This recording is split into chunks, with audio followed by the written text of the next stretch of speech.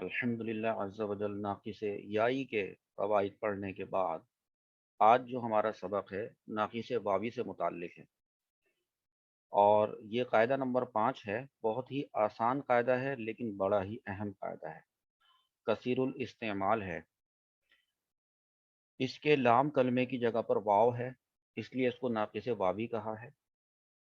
जैसे हुरूफ़ असलिया यहाँ पे लिखे हुए आप देख रहे हैं, दाल, आइन और वाव। बाब नसरा यंसुरू से ये है। इससे कबल के हम कायदा समझें कि कायदा क्या कहता है। एक सरफ़ सग़ीर आपको स्क्रीन पे लिखी हुई नज़र आ रही है। सरफ़ सग़ीर का ये वाला जो कॉलम है, इसमें वो सीगे लिखे हुए हैं जिनमें किसी किस्म की कोई तालील नहीं हुई। तालील से पहले की असल जो सूरत सीगे की होती है। उसके बाद कवायद अप्लाई करने के बाद जो सूरत आई वो नेक्स्ट कॉलम में लिखी हुई है।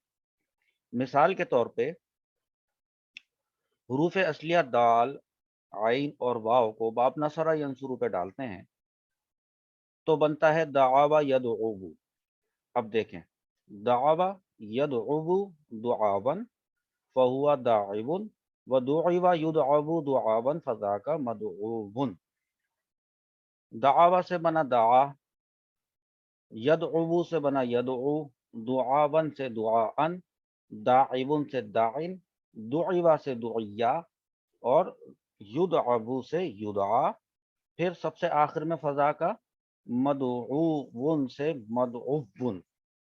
अच्छा, आज का जो हमारा कायदा है उसका ताल्लुक दावा से दाआ है दरअसल। और इन दोनों सीगों को कंपेयर करें अगर आप, तो आपको साफ समझ में आ जाएगा कि क्या तब्दीली हुई है कन्वर्ट होने के बाद। देखिए, दाल यहाँ पर भी है, दाल यहाँ पर भी है, दाल के बाद आइन यहाँ पर भी है, दाल के बाद आइन यहाँ पर भी है। यहाँ पे आइन के बाद आखिरी जो हर्फ है वो है वाव, जबकि यहाँ पर है सबसे आखिर में अलिफ।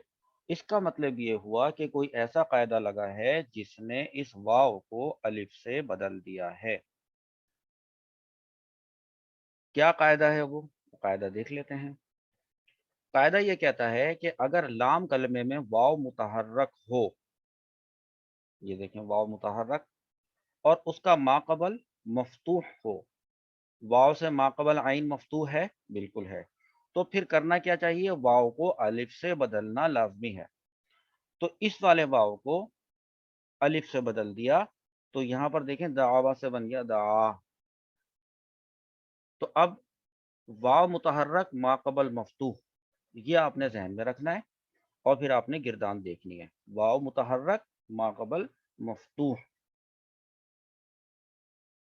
ये हमारे पास गिरदान आ गई है। सरफ़े कबीर है, फ़ेल माज़ी की ये गिरदान है बाब नसरा से। देखिए सीगा वाहिद मुज़क्कर गायब हमें क्या बताता है? दावा। दावा से बना दाआ, वाव मुतहर्रक माक़बल मफ्तूह, अलिफ से बदल दिया, बदल दिया। सीगा तस्निया मुज़क्कर गायब के अंदर क्या हुआ है कि ये वाव मुतहर्रक है, माक़बल मफ्तूह तो है, लेकिन वाव के बाद एक अलिफ तस्निया आ रहा है। ठीक है, ये पिछले असबाक में भी आपको मैंने बताया था कि ऐसी सूरत के अंदर हम कायदा अप्लाई नहीं करेंगे। ठीक है। अच्छा, सीगा जमा मुज़क्कर गायब के अंदर क्या हुआ है? यहाँ पे ये वाला वाव देखिए आप, वाव मुतहर्रक माक़बल मफ्तूह, ये ज़हन में आपने रखा हुआ है। इसी ज़हन में जो रखा हुआ है इसको अप्लाई करके देखें कि क्या वाव मुतहर्रक है? जी है। क्या उसका माक़बल मफ्तूह है? जी है। तो फिर ऐसी सूरत में इस वाले वाव को अलिफ से बदलना वाजिब है? जी है। तो हमने अगले स्टेप में ये देखिए वाव को अलिफ से बदल दिया, तो जो सीगा हमारे सामने आया उसमें यूँ हुआ कि अलिफ साकिन और वाव साकिन जमा हो गए, इज्तिमाए साकिनैन। इसने तकाज़ा किया कि इस अलिफ को हज़फ कर दिया जाए। तो जब इस अलिफ को हज़फ कर दिया तो बना दाऊ। ठीक?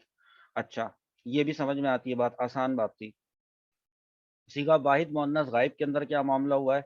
दावत था। अब दावत के अंदर वाव मुतहर्रक माक़बल मफ्तूह, बिल्कुल दुरुस्त। तो इस वाव को अलिफ से बदलें, यहाँ बदला देखें, दाआत हो गया। फिर इज्तिमाए साकिनैन हुआ, الف ساکن اور تا ساکن ایک ساتھ جمع ہو گئے تو الف کو گرا دینا واجب ہو گیا، الف کو گرا کے لکھا دعت بنا، یہ بھی سمجھ میں آتی ہے بات۔ لیکن جب ہم صیغہ تثنیہ مؤنث غائب کی طرف آتے ہیں دعوتا میں، اور ہم دیکھتے ہیں کہ واو متحرک ہے، ما قبل مفتوح ہے، اور واو کو الف سے بدلنا واجب ہے، اور جب ہم واو کو الف سے اگر بدلتے ہیں تو کیا بننا چاہیے؟ دعاتا۔ لیکن یہاں پہ دیکھیں میں نے کیا لکھا ہوا ہے، دعات، اور جو لکھا ہوا ہے اس کو پڑھنا ناممکن ہے۔ ایسا کیوں؟ اصل میں بات دراصل یہ ہے کہ ایک بات یاد رکھیں کہ صیغہ تثنیہ مؤنث غائب کی جو ضمیر ہوتی ہے نا، وہ تا زبر تا نہیں ہوتی، ٹھیک ہے؟ وہ ہوتی ہے صرف تا، یعنی تا ساکن، حقیقتاً وہ تا ساکن ہوتی ہے۔ کچھ کتابوں میں آپ کو یہ بات مل جائے گی، اور اگر نہیں ملی تو مجھ سے آپ سن لیں، سمجھ لیں کہ صیغہ تثنیہ مؤنث غائب کی جو تا ضمیر ہوتی ہے وہ تا زبر تا نہیں ہوتی ہے، وہ تا ساکن ہوتی ہے۔ تو پھر یہاں پہ تا زبر تا کیوں لکھا جاتا ہے؟ دعوتا کیوں لکھا ہوا ہے؟ ضربتا کیوں ہوتا ہے؟ فتحتا کیوں ہوتا ہے؟ اسی طرح دعوتا کیوں ہوا ہے؟